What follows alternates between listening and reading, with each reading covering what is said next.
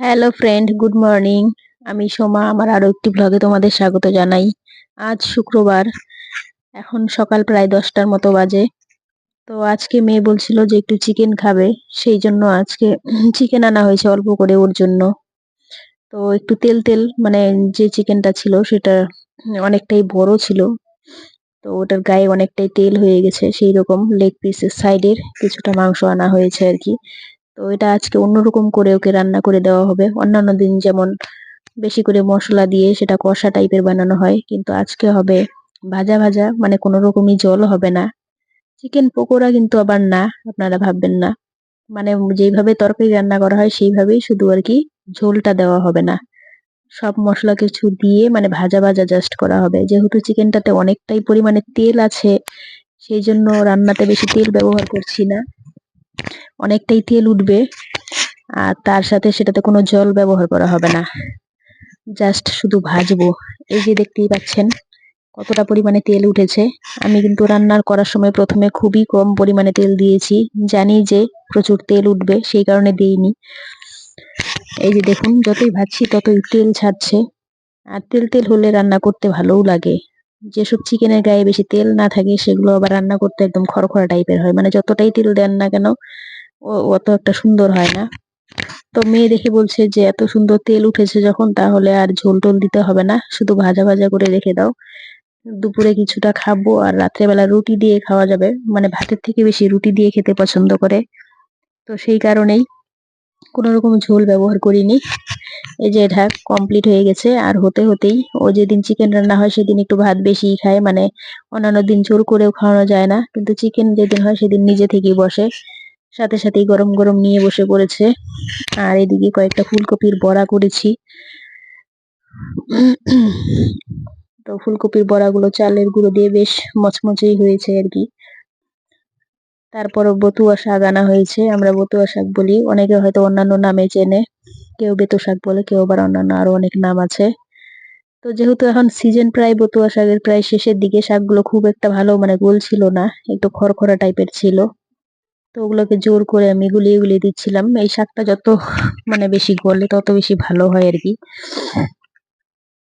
তো এই শাক করা হবে, আর আমাদের জন্য আলাদা কিছু করা হবে, যেহেতু আমি চিকেন খাই না, তাই ফুলকপির তরকারি আর এদিকে সোয়াবিনের তরকারি করব। কোয়াশ আলু দিয়ে সোয়াবিন দিয়ে তরকারি। তো আজকের মেনুতে খুব বেশি কিছু নেই, এগুলোই আছে। আসলে এখন শীতকাল, তো তো শীতকালে ওই 3 বেলা ভাত খেতে ভালো লাগে না। সকাল দুপুর যদিও ভাত খাই, রাতের বেলার দিকে এক এক দিন এক এক রকম। কোনোদিন রুটি করা হয়, কোনোদিন খিচুড়ি করা হয়, কোনোদিন আবার ফেনা ভাত করা হয়। এক এক দিন এক এক রকম হয়। 3 বেলা ভাত খুব বেশি একটা ভালো লাগে না, শীতকালে তো একদমই না। তো আজকে যেহেতু চিকেন আনা হয়েছে, সেজন্য ওর জন্য ও বলছে যে রাতে রুটি করতে হবে। আর এদিকে আমার রান্না বান্না সব কমপ্লিট। তারপরে ও স্কুলে গেছিল, স্কুল থেকে অ্যাডমিট আনতে গেছিল। তো অ্যাডমিট আনার পর আমি বললাম যে তার ড্রেসটা একটু ধুয়ে দিই, যেহেতু পরীক্ষার আর খুব বেশি দিন নেই, কাছেই চলে এসেছে। তো ওয়েদারটাও ভালো না, তবুও ধুয়ে দিলাম, তাড়াতাড়ি শুকিয়ে যাবে, পাতলা ড্রেস তো। তো ধুয়ে দিচ্ছিলাম।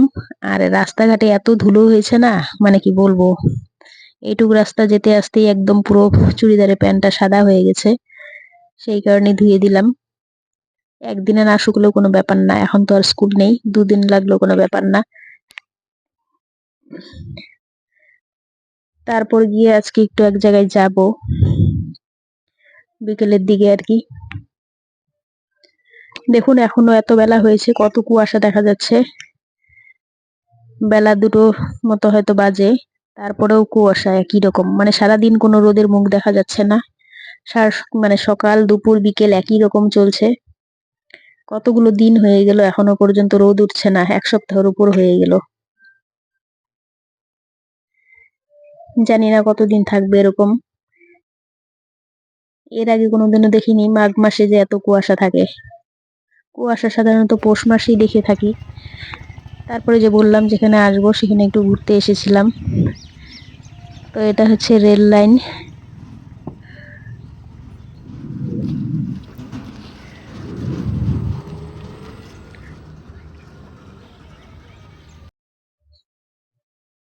এই যে দেখুন এটা বড় লাইন, সবসময় বড় বড় গাড়ি দিক দিয়ে যেতেই থাকে। তো এই জায়গায় একটু দাঁড়ালাম, তার কারণ হচ্ছে এখানে একটা দোকান ছিল, বুট চানার দোকান বলি আর কি, বুট ভাজা ফুচকা সবকিছুই আছে এটার মধ্যে। তো মেয়ে দেখে বললো যে মা একটু দাঁড়াও এখানে, তুমি তো বুট চানা অনেকদিন থেকে খেতে চাও, স্কুল থেকে এখন স্কুলে যাওয়াও হয় না, বুট চানা আনাও হয় না, তো চলো আজকে খাওয়া যাক এখান থেকে। তারপর গেলাম সেই দোকানটাতে। সেই স্কুল বেলায় তো রোজ রোজ মানে যখন সবাই স্কুল লাইফে থাকে প্রত্যেক দিনই এইসব খাওয়া হয়, কিন্তু এখন আর এইসব খাওয়ার খুব একটা সৌভাগ্য হয় না, তার কারণ বাজারে সবসময় এসব বসেও না, আর সময় মতো যাওয়াও হয় না, নেওয়াও হয় না, নানান রকম আর কি ঝামেলায়। তো আমি মেয়েকে বেশ কয়েকদিন থেকেই বলছিলাম যে আবার যেদিন স্কুলে যাবি বুট চানা আনবি, অনেকদিন থেকে খেতে ইচ্ছে করে, কিন্তু ওর আর যাওয়াও হয় না, আনাও হয় না। সেই জন্য আজকে যখন সুযোগ সুবিধা দুটোই একসাথে হয়েছে, সেই কারণে ভাবলাম যে যাক, মনের আশাটা আজকে পূরণ হবে। তো তারপর সেখান থেকে নিয়ে আবার রওনা দিয়ে দিলাম বাড়ির উদ্দেশ্যে।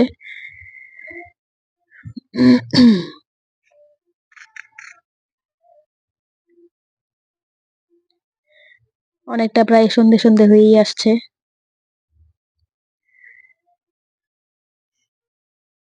দুজনে দুটো সাইকেল নিয়ে বেরিয়ে পড়েছিলাম, একটা সাইকেল আমি আর একটা মেয়ে, দুজনে দুটো সাইকেল নিয়ে। সাইকেল আগে তো রোজই চালানো হতো, এখন সব দিন হয় না।